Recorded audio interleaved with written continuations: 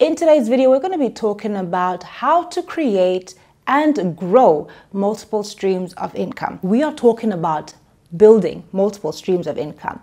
So the point is to stack one source of income on top of another one and another one and another one until you have as many as 7, 10 streams of income. However many you want and however many you have capacity for, you can do it. Hey there, beautiful people. Welcome back to the channel. My name is Samantha, and on this channel we sit down to talk about all things entrepreneurship, personal development, and personal finances. And if this is something that you like, then welcome home. Be sure to subscribe and hit the notification bell so you know as soon as I publish new videos. And if you've been here before, you know that we don't waste time, so get your pen and paper and let's get started. Having multiple streams of income is not a luxury, it is a necessity. Whether you are an individual or you have a business, even your business needs to be generating and growing multiple streams of income. So in addition to us talking about the steps or fundamental processes that you will go through in order to create and grow multiple streams of income, we're also going to be talking about some strategies that you can employ in order to get consistent and long-lasting results. So the first and important step to you developing and growing multiple streams of income is to actually have a base or primary source of income. For most people, this is their job, this is their 9 to 5, and this is where majority of their money comes from. And it's important that you have this base or foundational source of income that covers your daily or immediate expenses, your month-to-month expenses, your rentals, your food, your clothing, and your transportation. You should at least be able to cover that with your base or primary source of income in order to grow and to start developing other streams of income. Say you're an entrepreneur and you rely on your business as your base income, at least make sure that that business is able to sustain itself, that it is covering its own overheads and it's actually giving you a salary. At that point, only then I would recommend that you actually start looking into other streams of income or investing in other products or other services. So if it's a service or product that you're offering, make sure that that product or service is really tailored or developed to the point that it will sustain your business before you start making investments into other areas, because you may end up spreading yourself too thin and losing on both ends. I cannot overemphasize this. It's important that you have a primary source of income that's stable, that can help you to then experiment and run the risk of starting other things. Then step number 2 is to explore the kind of ventures that you can get into.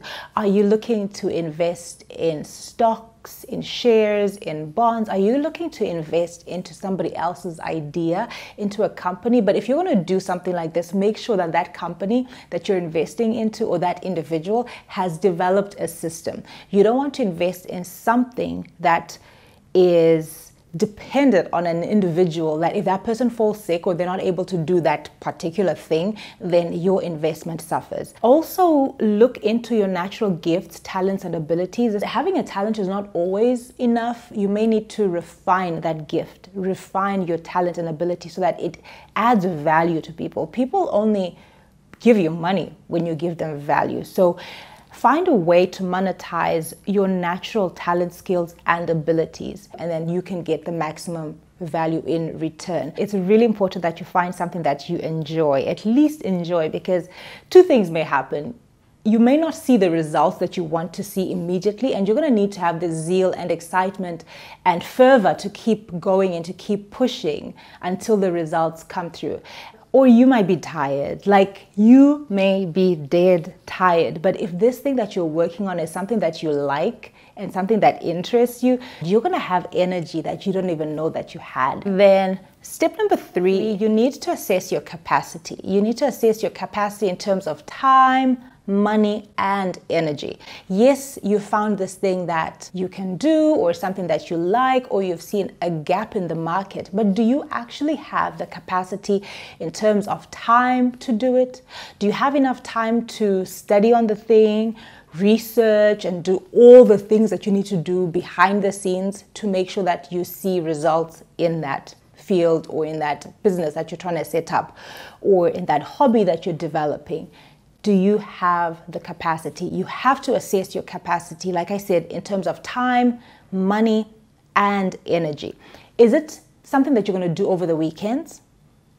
And if you do it over the weekends, is it really realistic in line with your lifestyle? If you have kids, if you have a family, are you still going to be able to do it and give your family, your husband, your children, your wife, the attention that they need? Are you going to be able to really squeeze in this thing inside your regular lifestyle? And do you have enough money to do it? You will harvest where you invest. Every single thing that you're going to be getting into is going to need some kind of investment from you, either in time or money or both. Yeah. While we're here, quick tip. Tip number one, make sure whatever you're going to be getting into is not cheap, but relatively affordable to start. Inexpensive may be a better word to use. If you want to start a YouTube channel to generate extra income, start with what you have. Start with your phone. You don't need to go and start buying all the equipment and all the this and all the that. If it's going to be products, don't overstock. I've done a video. I did a full video of the business mistakes that I made, and I lost over $100,000 doing business recklessly and overstocking on products that are now coming out of the trends, and all. I will leave the video linked for you, I think here in the cards and at the end and in the description box. You guys have to go and watch that video, especially if you want to get into entrepreneurship. I literally poured my heart out in that video to tell you of all the mistakes that you should avoid.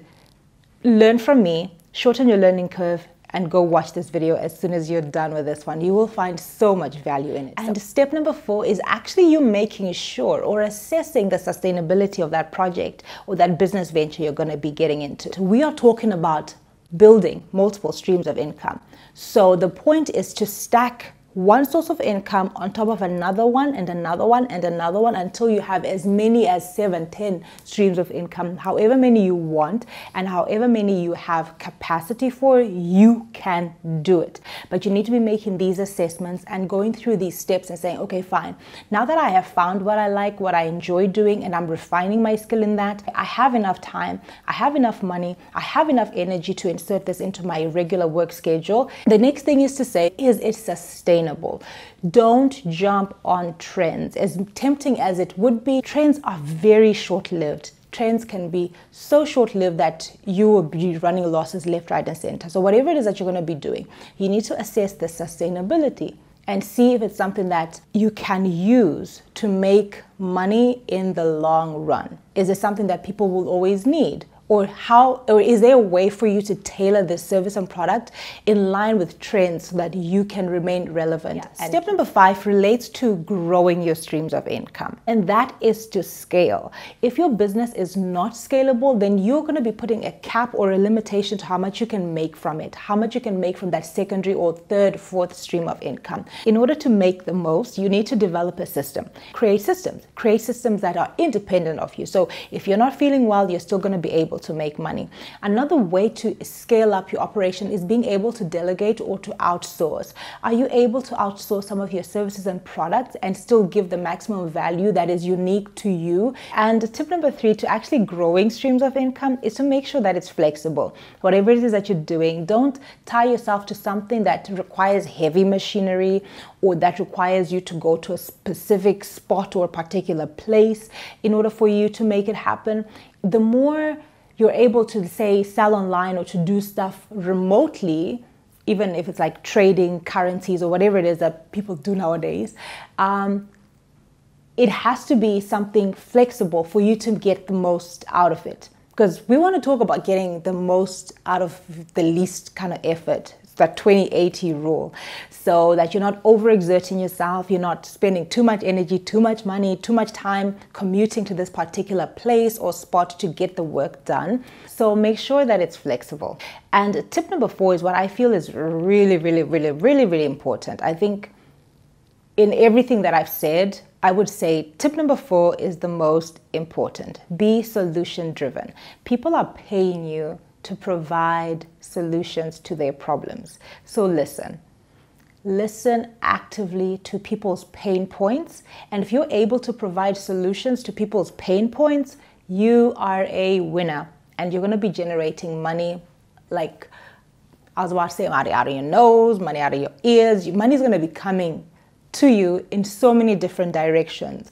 Money is going to be coming to you quickly, speedily, and consistently if you are value driven, if you are solution driven. So just focus on listening to people's pain points and address that. That is the secret to success. The secret to success is providing solutions to people's problems. And on that note, I really pray and hope that you have found value in this video. And if you have, please let me know by giving it a thumbs up. Also share it with your friends and your family. It really, really goes a long way in helping me grow the channel as well. And chat with me in the comment section below, because I also love to hear from you and know what your thoughts are. If I've left anything out, if there's anything else that you want to add or other strategies and tips that you have for us, please do share in the comment section below so we can all grow together. Subscribe to the channel, hit that notification bell so you know as soon as I publish new videos, and I will see you on the next one.